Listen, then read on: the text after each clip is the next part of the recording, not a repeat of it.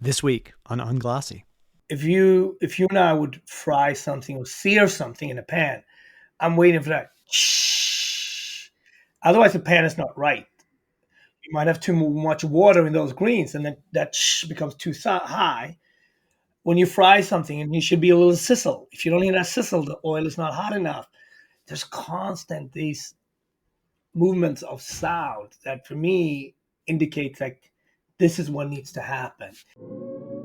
From the top, Yeah. I'm Tom Frank. I'm Mickey Fax. And I'm Jeffrey Sledge. Welcome to Unglossy, decoding brand and culture. I'm Tom Frank, partner and chief creative officer at Merit Creative. This is Mickey Fax, hip-hop artist and founder and CEO of Pendulum Inc. And that is Jeffrey Sledge, a seasoned music industry veteran who has worked with some of the biggest artists in the business. We're here to explore the moments of vulnerability, pivotal decisions, and creative sparks that fuel the relationship between brand and culture. Get ready for a thought-provoking journey into the heart and soul of branding, the unscripted, unfiltered, and truly unglossy truth. We had the great pleasure of being guests at an incredible restaurant in Atlanta in celebration of its first anniversary. The restaurant was Marcus Bar and Grill in Atlanta, and to talk about the experience and this guy's amazing story is today's guest, Chef Marcus Samuelsson. Now, Jeffrey, this is your guy. Yes, my guy. I'm sitting here thinking, and I really don't remember how we first met. I mean, we definitely met in Harlem.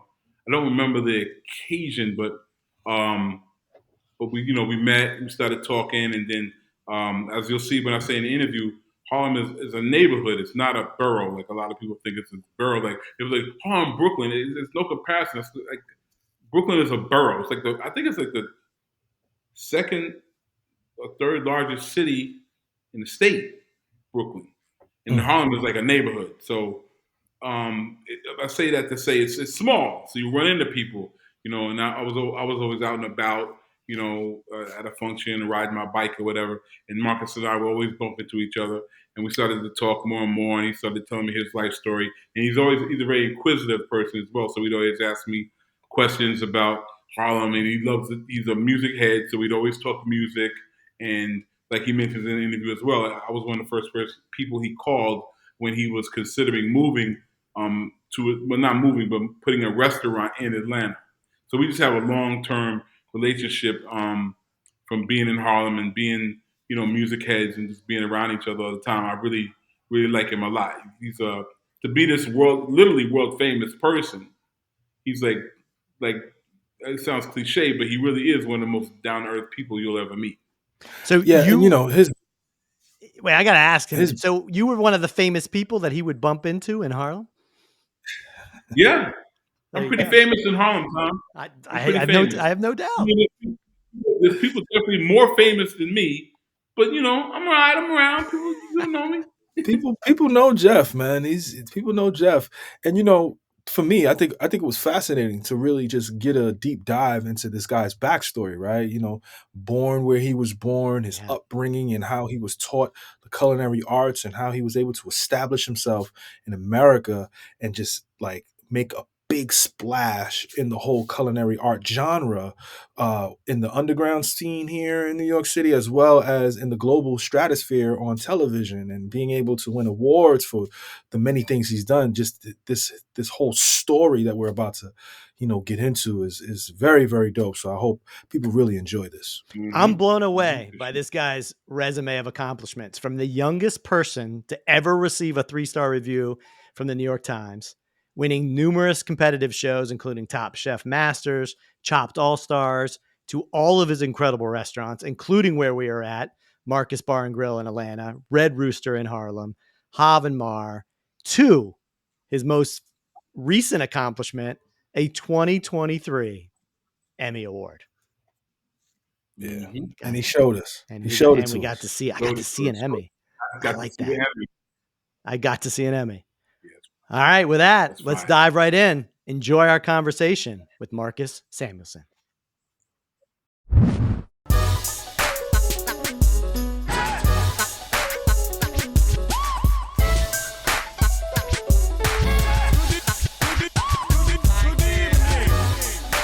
Hey, Marcus, how you doing? How are you? We are good, man. Hey, I I'm want to good. say thank you again. We had the pleasure, all of us, of spending some time with you in Atlanta, the Marcus Bar and Grill. You celebrated your 1 year anniversary. That's a big Yeah. deal. Like, tell us about Yes. the event. Yeah. Well, thank you first of all for having me. ATL been so good to us. The Fourth Ward. Um, we're not in Buckhead. It's a place where we feel really proud to be part of. And when you start something in a different city, in a part of town that some people told us, don't go there, don't do it. You're not going to be able to make it. So to be able to a year later be there, celebrated all the successes with the team, with the staff, it's absolutely amazing. And Jeff knows. I called him even pre-COVID. Hey, we're thinking about ATL, and Jeff was one of the first phone calls um, about the city, not just about the location, but actually about the city. Thank you for So calling me. I really appreciate that. Of course, I'm glad it's going well. I've eaten there.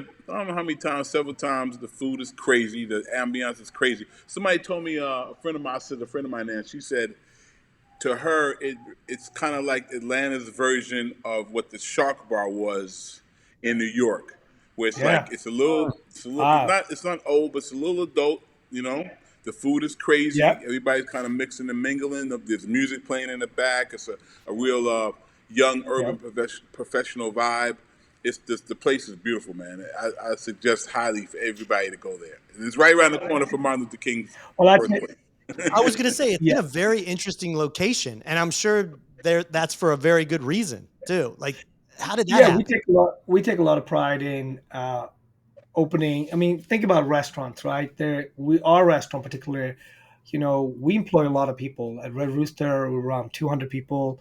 In Red Rooster, Miami, we're about 150, and so on. So, first of all, taking pride on finding spaces in predominantly historical African American communities. So, Harlem, Newark, Overtown, Fourth Ward in Atlanta. So that fits for us. And then being part of changing foot traffic in a positive way into those urban communities, right? And that's all about, we open restaurants that are sticky that people come to and all kinds of community, but then also creating jobs Hmm. in that community and being of that community. It's a little bit a harder start. We start probably a year, 2 years before we open the restaurant, but when it works, it feels so much Yeah, better. because the So restaurants you're taking, literally become part of the community. Like they feel like yeah. they Yeah. feel like they've been there 100 years. Like they feel like the mom and pop kind of energy that people have been. So I understand exactly what you're saying. And I've had the chance to, I'm fortunate to done this a couple of times. I remember in Newark, we're in Halsey Street, we're not off Broad Street in the back, and the guy from Northern by Nature came in. It's like, hey, we used to have a shop here, and other people, this older lady came in. It's like, started to cry. She's like, it's amazing. Mm. This is where most of the drug trafficking in Newark used to be at, and now there's a place where people's going to eat and celebrate and create jobs. And just when you get that, that's real, right? That's not for, it's not a poster. That's real. When that happens, when you that moment, you know, 500-600 people come to those openings that are Hmm. of that Hmm. community. And when that lady from church comes out and You talks better to you, you better listen. listen and stand straight. you know. So I've had that same thing in Overtown in Miami. So those are real experiences that I'd never forget. And obviously, I learned all of this from Red Rooster Harlem. I did not know how to do it before Red Rooster, but those 5 years before we opened Red Rooster Harlem, that's really when I took my PhD on studying and learning and being humble in the community, and how Hmm. can you build Hmm. off that? Hmm. Hmm. Exactly. So before we dive into all that, though, we got to rewind a little bit. I want to hear. I mean, I'm talking to you were born in Ethiopia, correct? Yeah, And if I listened to one of your interviews correctly, you grew up in one of three huts in a small village. Like, how does a mhm. kid from Ethiopia end up in Harlem, opening up an amazing restaurant? Like, what's the path? What's the story there? Well, first of all, there's no linear path. I can tell you Mhm. that. And then I would throw in a couple of other things too. Um, Goodness of others. Mm. if I would not have been blessed by meeting people along the way that would just do a solid for us just because of the love of humanity, I wouldn't be here. And luck, pure luck. Like my mother, my sister, and I, we had tuberculosis. She walked us, the strength of her, she walked two kids um, and herself into the city, find a hospital. She passed away, but me and my sister survived. And then it was the nurse at that hospital that just said, "You know what? I'm not throwing these kids back out on the street. Where are they going?" I was 2 and my sister was 5. So she took us. And that's just there's two things, right? She's breaking the law and she just know as a human, these kids cannot be back on the street. She took us. Wait, the nurse in the hospital? Wow. Yep, just took us. Mm. And she held on to us. She loved on us. We stayed at her house for 3 months until she set us up to be adopted. Wow. Right? Wow. Wow. And think about it in that time and what it would mean today. Like people would call it kidnapping or whatever, but she's like, no, I can provide for a couple of months, and then I'm going to walk it through and make sure that they get adopted.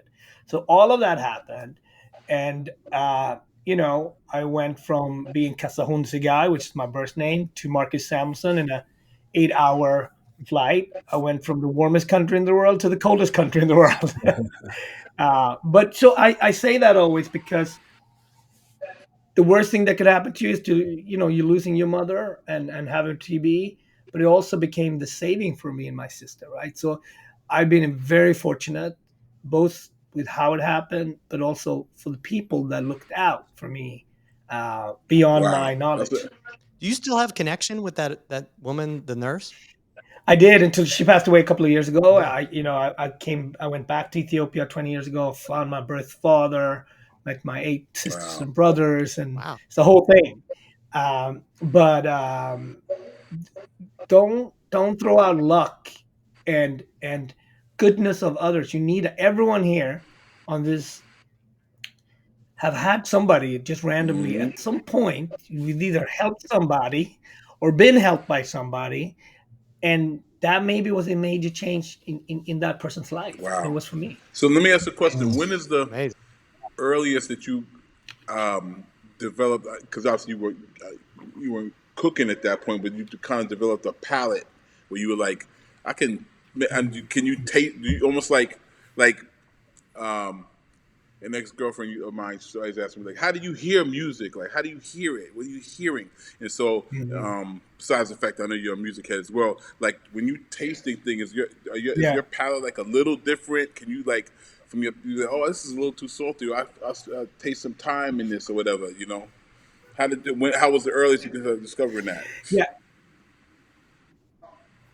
Well, that was a lot there, Jeff. So I love the fact that you always go back to your ex-girlfriend. That's great. It's not the one That's awesome. Whatever. No, it's all good. It's all good. But I do think you develop a sense of taste. And for me, it came from my grandmother. It came really from two sides. My grandmother and my uncles. My uncles, they were fishermen. So we ate fish. When you were up there, when school was out in June, I was straight up in the car 10 weeks with my uncles and aunts. And that was a fishing village. So you ate fish 6 days a week. Wow. But you also learned how to take care of the boat. They gave you knives early. You had to butcher. 8-year-old with a knife. Sure, you're in a fishing village, take care of it, right? They also gave you never had to ask for money because they gave you fish that we could sell to tourists, right? So you're 8 years old and you got coin. I never asked my parents for money, So there's so much. They also gave you fish to give to the elders. So there's so many things that I learned from that island that was just pure about humanity and common sense and food. And how salty the fish was when you live in a village. Everything tastes salt, right? Because it's just around it. But for my grandmother, it was pure love and just fundamentals. We don't buy, and if she didn't have to go to the store, she took pride in not going to the store, right? To the point where you're like, as the kid, you're like, yo, we can go buy this. She's like, absolutely not. To the point of my Levi's jeans. I never had Levi's jeans. I had denim that looked like Levi's. That she made? Wow. And she made everything. That's why she the only place that she couldn't follow was with sneakers. So she kind of she didn't like sneakers because she couldn't make that. She's like, some American stuff. Wow. She didn't trust that. So, as a kid, I took so much pride in my sneakers. But so foraging was not something that it was a necessity. You go out in the woods, and this is what you look forward to. These are the mushrooms. So my palate came from nature. Mm. And again, Sweden is a fairly large country with a small population. So um, the woods and ocean and nature is everywhere. So it was a place where food and ocean and taking care of nature was big. Wow. Wow. So I know you said luck was involved, but and which is true, and somebody helping you. Like, what was that journey like from Ethiopia to like what was the first big break? Like, what was the first restaurant you worked in? Like, Hmm. what was that experience? I always say one of the biggest blessings is being black and an immigrant, right? Because it forces you to be prepared and it simplifies things. So wherever I needed to go, it's like being an athlete. You knew you needed to be number one. Mm. If we were looking for a scholarship for me, I had to be better. Okay, I grew up in sports, so it's like there's no secret how to get better. You work Work harder, hard and practice. Yeah. You work hard and practice. And I did that in soccer, and I could do that in cooking too. And I got those scholarship. I got a chance to go to Japan as a teenager. It's a black teenager. I could speak English at a very early age, but you're in Japan. No one speaks English. So it just like your social and emotional contact with people just goes up on a different level. And I always say that I wish every young teenager has opportunity to travel as far as wherever you're from, go the opposite. Go as far You away know, as humanly possible. humanly possible, where people have different culture and look different like you. Because quite quickly, if you're going to accomplish anything, it needs to be eye contact, it needs to be hand contact, and you need to collaborate. And that's what I learned. So how old are you? You're a kid in Japan. You don't speak the Yeah. language. No, Are you by I stayed with yourself? Did somebody go with you? no, I stayed with the family. I stayed with the family, which was great. So they were a responsible exchange program, and Yeah. it was the best thing that could ever happen.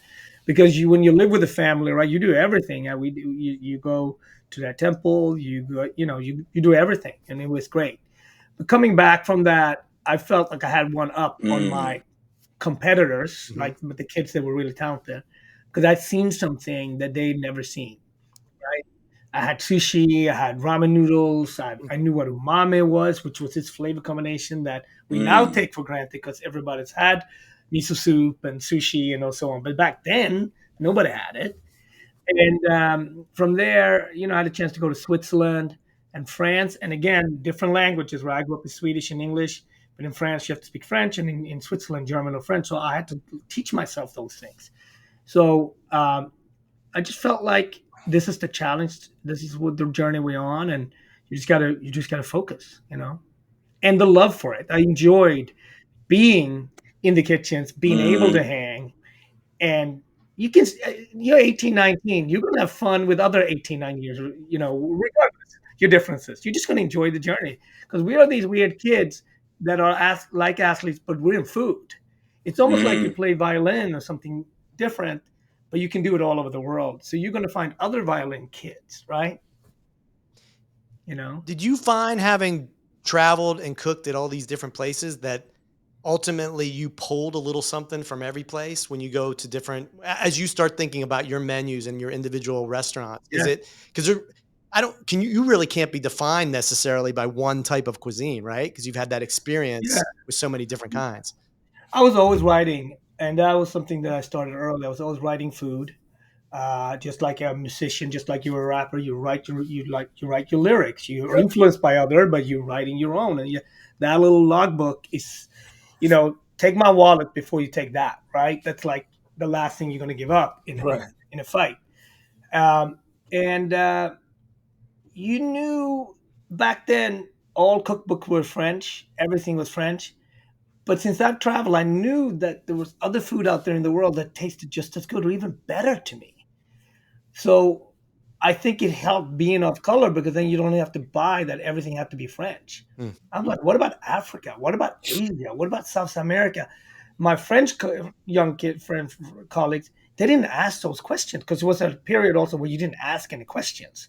But even when we were cooking for each other, with just kids, no teachers around, they still weren't curious about what's happening in these places. I'm like, that's crazy to me that you don't want to see the rest of the world, you know? And it's just, I think that's why, again, I think being black and the blessing of being black and an immigrant forced me to look into my identity, learn about myself, having those questions, and what else can you do, you know?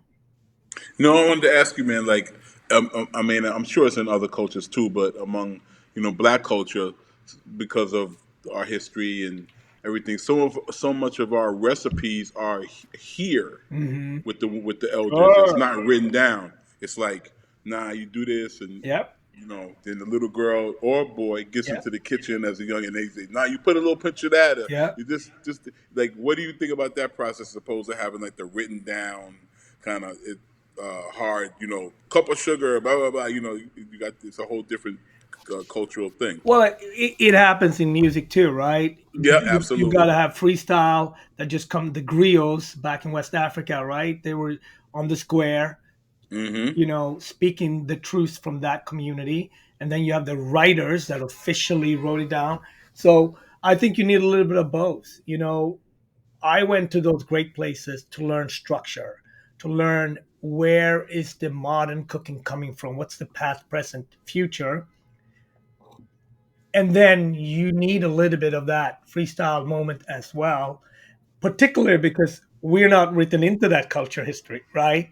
Exactly. So I'm asking myself those questions deeper because of who I am, because of my background, right? Mm-hmm. Wherever I went, I had music with me. It started with Sony Walkman, right? And then you go into your CD thing, and then you eventually and listening to black music all over the world was always the two things I always looked at was Jean-Michel Basquiat, if you could do it Mm. in art, Mm. Yep. and then following really Prince, really, truly, like understanding that he could do it at such a high level all over the world, and his band always kept changing, and the bands by themselves were incredible. Not just Incredible. Prince, just the band by himself were all-star bands. Mm-hmm. So I'm like, there are, and following not just Prince, like looking at Michael's video, that was just perfection, or thinking about, I was always impressed with Tribe Called Quest because they were closer to my age, and I was like, how can Q-Tip, how can he do this? How can he draw from jazz? Like I've never heard anything like that, and I was like, Mm-hmm. for me, Tip was one of like it was just on a different level in terms of operating. Of course, when I came to New York was during the Chronic and all of that stuff. So I'm like, oh, LA is doing this too now. What's going on? You know what I Mm-hmm. mean? So Mm-hmm. watching black art at the highest level, because that's the only access I had being in Europe, inspired me to like, oh, if this can be documented, told, I think I can do it. You know what I mean? It's interesting. It's really interesting. Because those were also in moments you have to think about. All the rockers hated on rap back then, right? What they So hated they Super it. hate. hated on it. Super hate. So they had to break all that down. And I'm like, that's the same thing with what I was thinking about. Well, I'm going to do a little bit of French basics, but still the food's going to be about this. So I knew Mm. there would be a lot of sort of pushback. But I'm like, yo, if these guys can do that and like being in their 20s, it's like Yeah. what, Yeah, and it's also interesting what you said, like, because it happens again with music. There's very parallel. Like, um, when I worked at Jive, one of the blessings I always tell people is Jive was a New York-based company, but our music wasn't New York-based. We were all over. Yep, So, as an example, if you go to Oakland and you just play some Too Short, it kind of sounds better yeah, because it's of that oh yeah, community. It's almost like, oh, I yeah, understand this shit now yeah, because this is what he's talking about. Or if you go to Texas and you play UGK, it's like, yeah. oh yeah, I understand. So I'm assuming it might be on the same thing with food, where like if you're in Africa and you're making African Yeah, dishes, it almost like tastes better yeah, no because terroir. you're amongst the culture of it. Yeah, no, the terroir. Oakland. You listen to Raphael Sadiq, he's from Oakland. You can just You know tell. right away, right away. And no, but whatever. I think the terror, the place, totally makes sense. But you gotta have. I always say you gotta have humility on this shoulder and arrogance on this shoulder because you gotta have the humility to do the work, right? And look Mm-hmm. past, present, and then you got to have the arrogance to screw all of that. I'm going to do my way. Do your own thing. You got to do your own thing because for me, it's like the whole point of coming to the United States, the whole point of the existing of being here, is that you do your own thing. Like, what's the point? Like, I mean, like this is being in New York, grinding in New York. The whole point is to meeting creative people, getting questioned, Mm-hmm. getting a couple of FU on the subway, but Mm-hmm. taking that the right way. That's if you can't do that, don't be in New York. It's testing you constantly. Yeah, You know what I mean? it is. And It then you get is. inspired, and then you go. It doesn't mean Yeah. you have to stay in New York forever, but like you need that. Okay, this is what this is. People Mm-hmm. truly don't give a shit. You really got to like go in and grind and find your own. Okay, let's Yeah, go. you got to go for it. You Yeah. got to go for it. Yeah. And you Yeah. took a leap of faith to get to New York, right? I mean, Yeah. when at lunch when we were talking, I was kind of amazed that you worked for a pretty big chef that was a big deal to work with, Yeah. and there's a certain path that you were supposed to take that you just Yeah. decided not to take. He kind of gave me an ultimatum. He was young, but he was in a leadership position. And he just said to me that was younger, right? I was 21, 22, and he was like, "Yo," wasn't even looking up. He was like, "Hey, go back to your parents. Come back in 2 months. I got a job for you." And I said, "No, I can't take this. I think it's time." And I started studying. It's like, "What?" He started to look up. I said, "No, I can't take it." It's like, "You do know that there's a line out the door of kids who wants to work." I said, "I know. I know how long I waited to get here, so I got it." I was like, I think I have to start. This is the day when I'm going to start working on my own restaurant." And he just looked up and said, "Let me simplify it. It's very simple. It can't happen. No one's going to come and support a black-owned restaurant. Do you know anyone in France that is black and has a fancy restaurant that you want to create?" I was like, "No." "And do you know anyone in Europe?" And I was like, "No." I said, "That's your proof. That's your proof of concept. You can't do it. You can get a job with me, but you can never own." And that was a moment where everything get questioned. All these 7 years of work that you end up to, it's like, what are you going to do? And I called my dad, and he just come home, we'll figure it out. He didn't have it figured out at that moment, but he's like, we need to think collectively. And I jumped on the train, and 30 plus hours later, I was home. A lot of time to think. And he said, "Do you know anyone in New York?" I said, "Yeah, I do. It's actually a Swedish restaurant." He said, "Do you think you can get a job?" I said, "Absolutely." At that point, my resume, my CV was tight. I knew I could get a job. Mm-hmm. He just said, reached out to them, because if you get into New York, you get a job in New York, eventually you can own your own restaurant, because they just voted for a black mayor. And any city that votes for a black mayor will support a black-owned restaurant. So you're going to New York. And that's it. That's how I got to New York. Wow. I know we spoke also, you talked about Jezebel's Mhm. as being like the epicenter at that point and of blackness. Really, Yeah. it was everything. It was dance, it was Yeah. art, it was fashion, it was all. Talk a little bit about that Yeah. experience as well. I mean, our restaurants, the black restaurants in New York, they were there for decades, but they rarely showed up in traditional media. So it's Yeah. like a lot of stuff in our culture, right? It's there on the underground. It's there for us, and then there's there for people of like white people or Asians or other people that are in the tribes and have friends in that community, right? So it's not like they're all black, but they're of black culture. And Mm-hmm. just like great R&B or great reggae or great ska or whatever we go to, right? And I lived across the street from Jezebel, so I saw that magic every night. I saw the black town cars pulling up. And think about Hell's Kitchen in the 90s. It was still in the middle of the last end of the crack epidemic. Yeah, it was still grimy. Yeah, it was still It was still grimy. grimy. Yeah, absolutely. So people were walking crazy down the street. And then all of a sudden, the Knicks showed up. And those 5 yards between the black car and walking in, anything could happen, Absolutely. Absolutely. And Alberta Wright, Miss Alberta Wright, she knew that, which happens to be the great actor Michael Wright's mother, Five Heartbeat, and incredible actor. Sugar Hill. Sugar Hill, of course. Mm-hmm. So between the two of them, there was so much star pull there, right?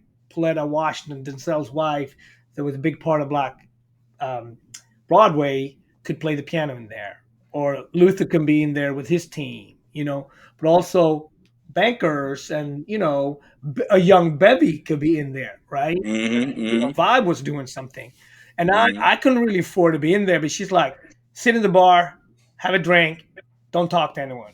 But she's like, aunt is like letting you in, but don't embarrass me. Yeah. And I watched this. She had those swings, right? I remember those swings. Yes. And she, for me, spoke to this je ne sais quoi that Black excellence has. She's never gone to design school. She designed the restaurant. She's never gone to cooking school.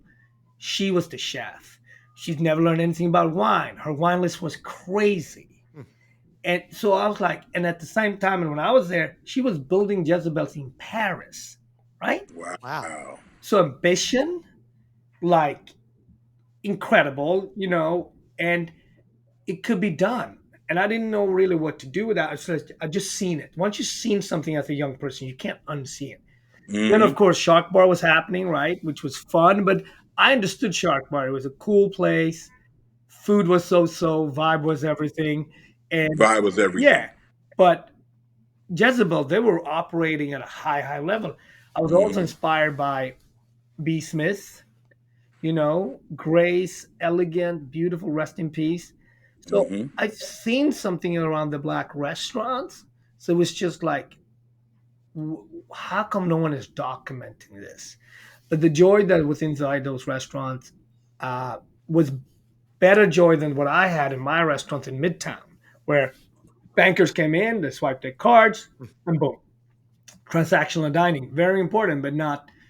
No one walked out high fiving or hugging each other the way Yeah. the aunties are hugging each other when they Yeah. leave, coming from Mm-hmm. celebrating a graduation or Mm-hmm. whatever reunion, whatever it is. And I'm like, how can I bring that? And I know those days in the '90s were the days for me when I was thinking about Red Rooster without even knowing it, right? So 10 years into Mm. creating it. Interesting. Interesting. So, I want to step in because these guys they hogging up. Step in, bro. There's a lot of synergy here between music Yeah. and cooking, right? I'm not a chef. I'm not a world class chef, but I like to cook pretty much every night. Mhm. And there's a solace in cooking and having my headphones in while I'm listening to music. What Mm. for you, Marcus, is the soundtrack, or what has been some of if you can recall some great dishes that you may have created that had a soundtrack behind you that inspired you to create some of the dishes that you've done? Wow. Well, I first of all, there's a lot of musicians who are in food, whether professional or not. Like Jerobi from Tribe, he left Tribe Called Quest in the height of Tribe Mm-hmm. to go to culinary school, right? Which is that he should definitely be your guest on the podcast. Yeah, we get Jerobi on there, His absolutely. story is crazy. You know what I mean? Yeah. We love shout out to Jerobi. Um, I I would go back to always thinking about crescendos and horns, thinking a lot about Earth, Wind, and Fire, for example, like da, da, da, da, da. Like that's the sound, and that's how you can create a great dish. It's very there are movements to it. There is a bridge. There is movement to a great dish, and you need contrast in that dish. We think about the food from salt, sweet, sour, bitter, and umami. We think about it structurally from aesthetic, texture, fragrance, and temperature. Those are the 9 steps how we build. Just like you guys would write a song lyrically with it's 14 bars, or all of that stuff. But you know, I think about again, I go back to Prince. Like there's so many songs where the mood, how he creates it, when he stops, or even something like James Brown that starts on the one, for example. It's different beats. It's just different way of introducing music or introducing food. And so I think about it a lot, like that. Like even Afrobeat, right? The way in general in Africa we are in general they're vegetarian cuisines that has some proteins. In the West, we start with the proteins that have some sides. Right, That's just a different way of thinking Way of about thinking it. about it, yeah. right, You know what I Mm. mean? right. And the way very often we eat with a spiritual compass, Ramadan or Orthodox that are fasting 200 days of the year. That does not mean they don't eat well, they just eat differently. Yeah. So when you break those fasts, you break it with food and music. And very often when you break a long fast, the music gets much more, what we would say, hysterical or spiritual, right? And so the celebration, because the celebration, you haven't eaten for a while, and then you're going to introduce meat, it becomes a celebration. So it's you have to kind of first understand culture, other culture than your own, to really appreciate the why. Right. We always so quick on just getting out, but the why someone get there is very very different. And when you have great exchange, like Stevie have with Fela Kuti, you get great sound. Do you know what I mean? So like the and it happens in modern time too, right? Like Burna Boy is we're collaborating with everybody, and that's on the famous side, right? But we all know that the most collaboration are not happening among the superstars. It's happening around people, just sharing. So Right. Yeah, I mean, I always, liken that because, music and cooking or dining in general, they just kind of go hand in hand. You go to a five-star restaurant yeah, and you hear ambient sounds of music, whether it's yeah, classical music in a five-star restaurant, or if yeah, you go to Marcus Bar and Grill, yeah, you'll hear some hip hop, or you might hear some you know Afrobeat. yeah, I feel like there is a spiritual connection between dining with people yeah. and having soundscapes as a soundtrack to that particular meal that you're eating. And also cooking itself has a sonically sound, right? Like for me, when if you and I would fry something or sear something in a pan, I'm waiting for that. Otherwise, the pan is not right. Yeah, You might have too much water in those greens, and then that becomes too high. When you fry something, and you should be a little sizzle. If you don't hear that sizzle, the oil is not hot enough. There's constant these movements of sound that, for me, indicates like this is what needs to happen. Just same as when you guys when you build a song, you know what's going to happen on that one. You know what's going to happen on the three. You know what I mean? So it's very similar, and it's also everything music happens in music is pulled from somewhere from the past. Everything you have in cooking is pulled from the past too, right. and yet you're trying to create a unique dish or a unique sign or a unique bar, right? Mm. Fire. No, Okay. 100%. And to me, you've kind of tapped into something here. We're talking a lot about like culture, and like this show in itself is really about brand and culture, and how to really build a brand, you have to tap into that culture. How do you think about, I mean, you've developed a personal brand now. And Mm. I feel like maybe not at first, but at least now every decision you make really comes down to continuing to build that brand, right? And building that brand through connecting it back to culture. Like, is that Yeah, something you think about, or is that just something that has happened? I think you said it really well. In the beginning, you can't do that, right? You got to go for it, but as you evolve, I think evolution and evolving is really really key, and keeping curious, right? Hmm. I'm thinking now, like, what is AI? How's AI going to impact the consumer side and how we as chefs Hmm. cook? If I would say, "Oh, screw AI, that's stupid. That's not for me," I'm done, because we know that the consumer side and the chef side is going to evolve in that. Yeah. So you have to always be curious about what's coming, and then for me, the decision I make is very much around my own community and saying like, it's important that young kids can think about them as world class black chefs. Why not? Of course. Right. Uh, we, I think a lot about the company taking it into design, because we've been designing spaces forever, environments always, and sometimes you just got to go there, right? I mean, no one, you were on those sets, Jeff, at Mrs. Elliott videos, right? Who Hmm. knew that 25 years later they would be iconic and also inspire beauty in a completely different shape or form, right? So you guys just have to like figure out you have this world class, incredible talent. All right, let's go with it. This is how we're gonna send her out to the world. If the Mm-hmm. world is ready or not, we don't care. This is what it is. And now, 15, 20 years later, the world has came around and said, oh, it's the most Yeah. incredible thing in the world. But you guys just had to go with what it was. So we have to claim spaces and do stuff. No one's going to give us the green light and said, "Oh, you guys are there now. Welcome in." You guys have slammed that door in. Yeah, You know what I mean? you gotta run through the door. Yeah, You know what I'm saying? yeah, And you got to stick with it because, like you said, more times than not, it doesn't happen right away. no, You just got to keep going, and the people will catch up to you. yep, To what you're doing and trying to change the shift the culture a little bit. You yeah. know? And that again, I had the musicians to look at, right, because it was visually there, and of course through the music.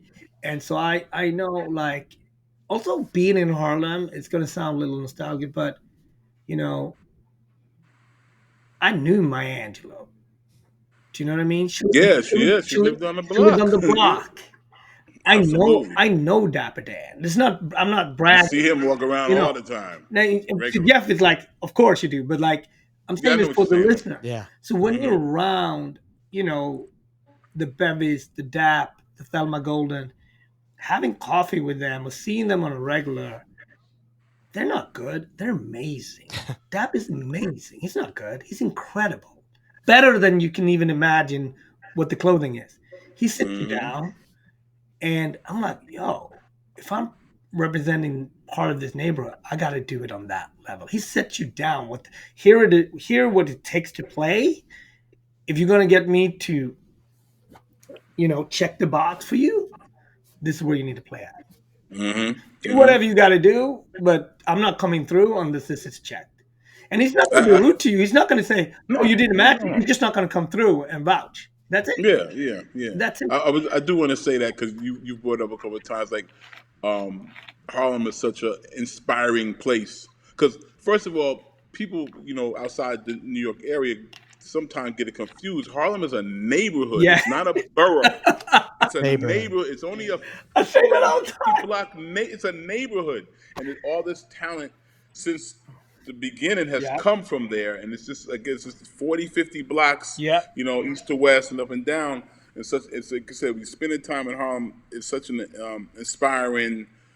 It's inspiring because you're bumping the people on the street, people you know, and people you might not have heard of, and later on you'd be like, "Yo, that was the stories these people told me were incredible, man." So I definitely see how having the Rooster in Harlem, especially the location you're in, which is prime time, inspires you to do so many things because it's epicenter. It really is the epicenter.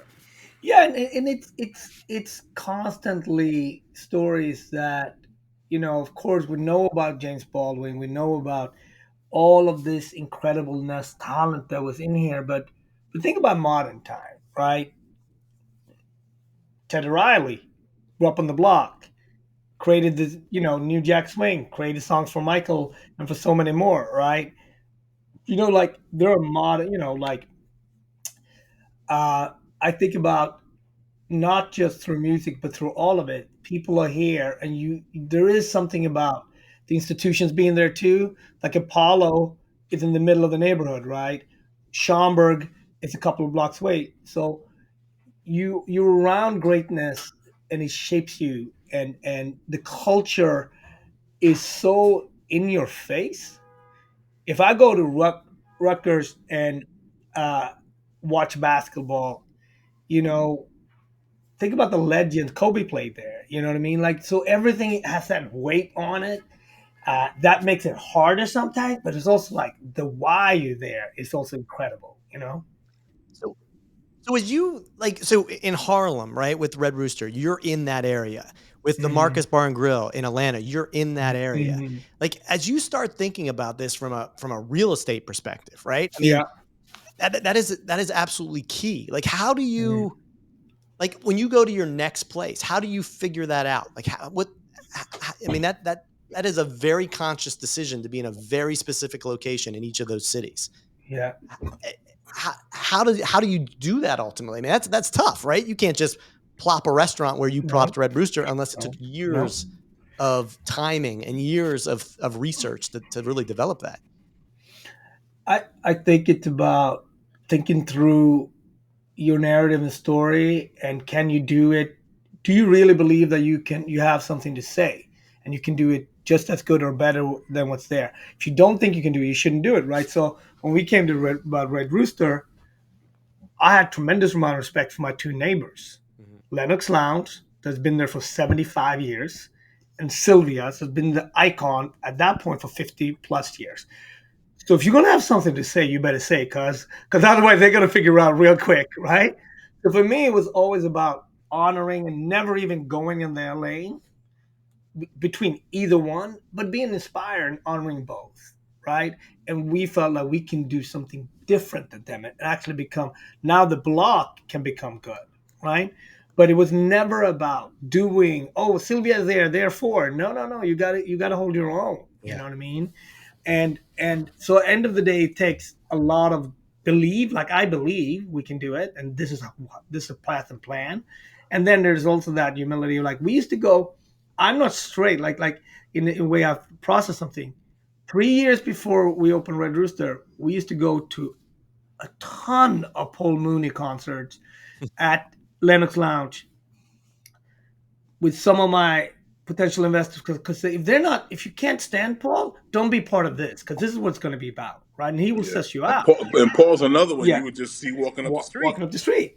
So at Lennox Lounge, with like, it might be 70 people in the audience, so it's intimate. You know what I mean? Yeah. So it's like doing that level of homework that is not just demo where's the best block. It has a lot to do with understanding the culture and respecting the culture. And when we opened Marcus Bar and Grill, I listened to a ton of podcasts about, one of my favorites was with Dallas Austin, moved from Cincinnati to Atlanta. He was doing records at 12, 13, 14 years old, already doing records. Like, what? Like, what? And then, like, his cousin was a DJ. Like, just thinking through those cultures and why Atlanta became that hub. Speaking to Erica Reed, L.A. Reid's wife, understanding how the 90s in Atlanta was built, and then you get up to Jermaine and Usher and all of that. So for us, it's like, okay, that's a vibe that we can build a restaurant off. Why you see the roller skates really came from that cascade that feels very ATL, right? They're not just up there because they're Because it looks cute. cool, yeah. But it looks Yeah. cool, but it means something. And sure, it could be double win, but and then so it's really like, okay, if we're gonna be part of this, same thing before we opened Red Rooster Miami, I was like, Uncle Luke has to come through. We can't open before. We got to go and get him. So he came through, and he's like, sure, it's cool, whatever. But for me, it was like Miami growing up, Two Live Crew, the whole thing. It's like you couldn't tell your parents about it. Like, it was a whole thing. But I'm like, we have no right to be in Miami without checking with the UNC first. You know what I mean? So it's always about checking those boxes, So beyond just opening up restaurants, you have books. I got this.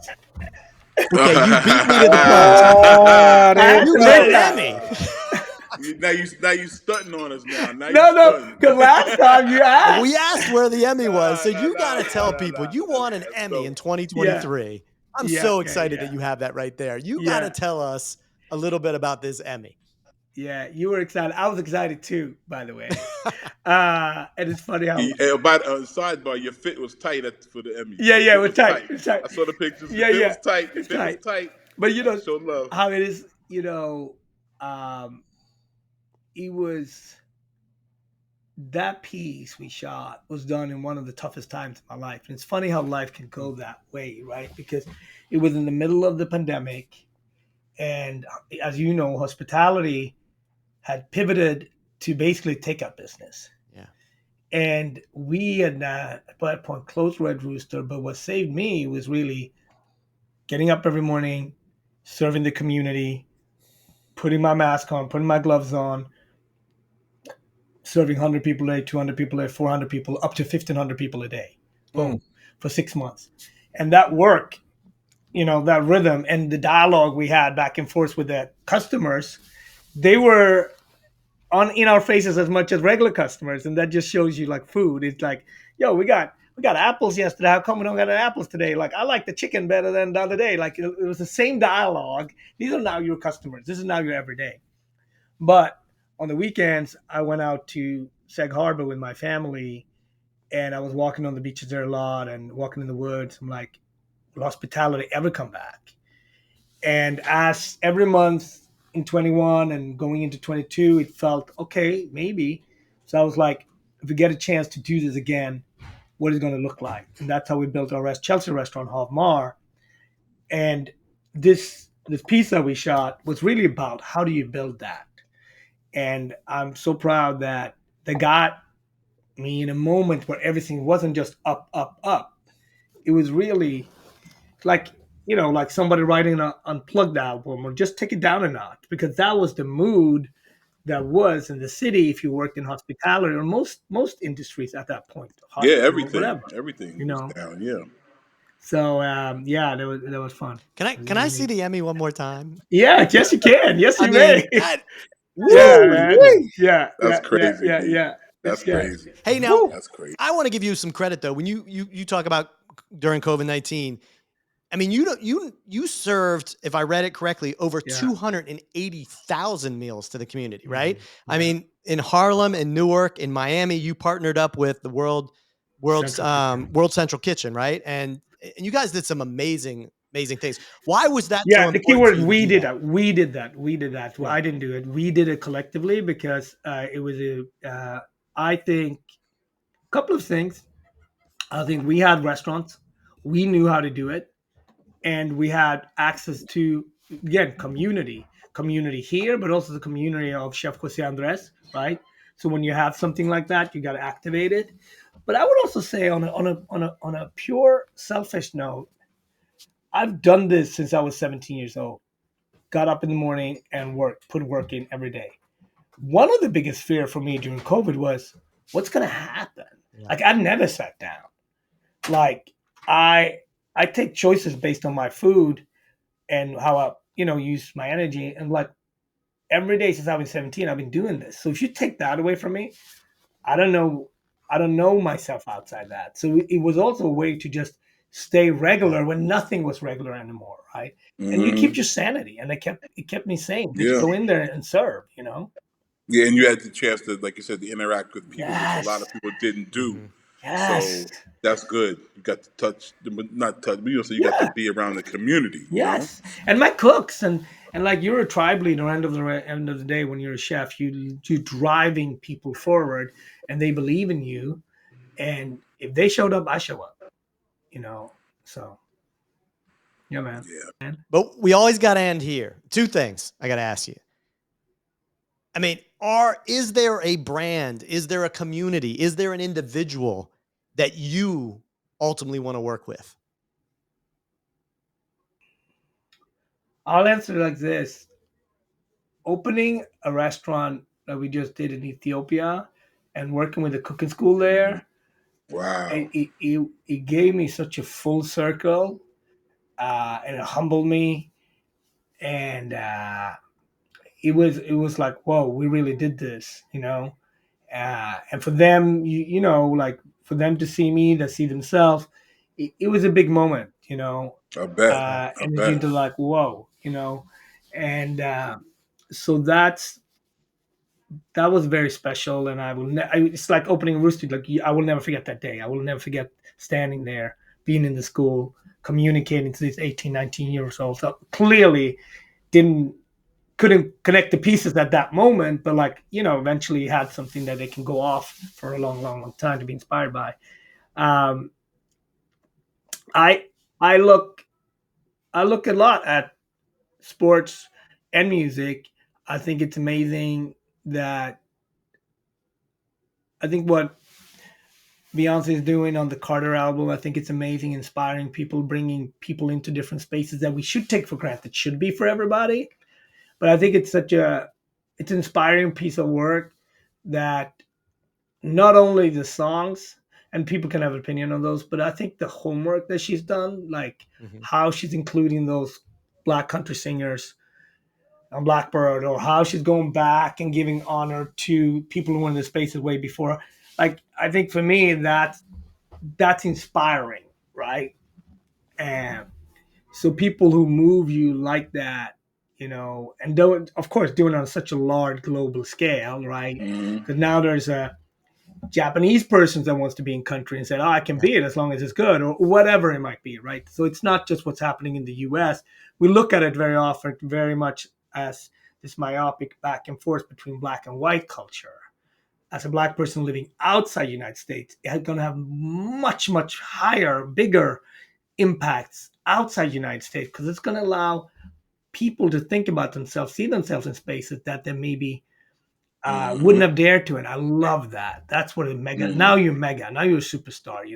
Look at that's what Michael Jordan did, right? It wasn't just playing against the Knicks that he did so well, but he was telling like a French guy, you can also be in the NBA, and that's why you got Wemby. Or a kid in China. Yeah, kid in China. Exactly. It's funny, we've went full circle because you opened up by saying sometimes it's a little bit about those people that help you. And you being in Ethiopia, you never know who you've touched by being able to open that. Yeah. What's the name of the restaurant in Ethiopia? Have you named it yet? Yeah. It's open. It's in the largest tower in East Africa. It's on the top floor, called Marcus Adis. It's really beautiful. The team did a great job. But it's just, I end up with this little story. So my tribe came in for the opening, right? The guys from the village, not just the guys from the village, right? They never left the village. Yeah, I just aside, but I just worked with a Senegalese artist, and him and his sister were breaking down some of the tribe things, and we're breaking down why they have arranged marriages, and it was very interesting. Yeah, and they appreciated being able to explain that to you without being like someone telling them they're crazy, like this. Yeah, no judgment, beautiful, no judgment. beautiful. We're just talking. Yeah. So, we have to invite the village, and the restaurant's on the 47th floor, and they're coming in their best, right? Best. And everybody come through. And the kids were like, it's the first time for the kids taking the elevator. So they're like crazy going up and down, so much fun. But the elder was like, we're going to walk. We're not going in an elevator. And we're like, you can't walk up 47th floor. You have to actually do in the elevator. So for me, moments like that, culture phenomenon. I mean, you said it was 47 floors? Yeah. So they're like, and it's this one of these sky elevators. So you see the whole city and whatever. But moments like that doesn't end up on a poster, but I was there and I saw it. And for them even to see that, they couldn't understand how this thing's going to take you up. It's like, that's when you realize that you come far. You know what I mean? It's so different. It's just so different. Like, some of the words can't describe it. You know what I mean? I bet. That sounds incredible. Actually, that sounds incredible. Wow. Yeah, man. Yeah. Well, thank you guys for having me. Thank you. Thanks once again. Thank you, Marcus. I'll see you soon. All right. I'll see you guys. Thank you very much, Marcus. All right, brother. Be safe, man. With this. There you go. Thanks a lot, guys. Thank you. Be safe, man. Appreciate you guys. All right, folks. That's our show. Tune in to Unglossy, Decoding Brand and Culture on Apple Podcasts, Spotify, or YouTube. And follow us on Instagram at UnglossyPod to join the conversation. Until next time, I'm Tom Frank. I'm Jeffrey Sledge. Smicky! That was good.